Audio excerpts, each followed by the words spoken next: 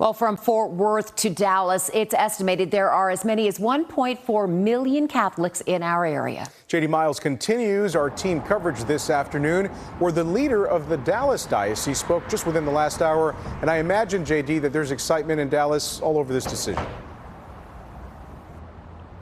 Oh, you can see it behind me here, Ken and Karen. The bishop just spoke, as you mentioned, but also look behind me here at the front entrance of the Holy Trinity Catholic Church. They've got drapes outside the front entrance to celebrate this occasion. You know, we were outside the downtown Dallas Cathedral when this announcement was made. It's always a special moment for Catholics in North Texas when a new pope is named. But to hear that it would be an American was nothing less than stunning to those who attended a noon mass. When the centuries-old signal of white smoke appeared from the Vatican chimney, excitement built not just outside the Sistine Chapel, but also inside the Our Lady of Guadalupe Cathedral in downtown Dallas. There are 1.3 million Catholics in the Dallas-Fort Worth area, and many of them have been watching this process from afar. The sight of Pope Leo XIV appearing to thunderous applause produced chills to even those here in Dallas.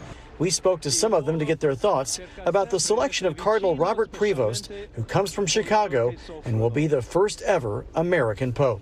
I think it's time to have an American Pope.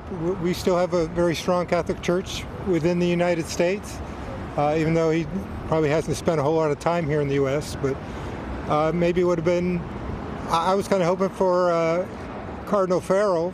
I've actually shaken his hand when he was the bishop here. You know, our last pope was very humble, and I think anyone in that position needs to teach those values as well.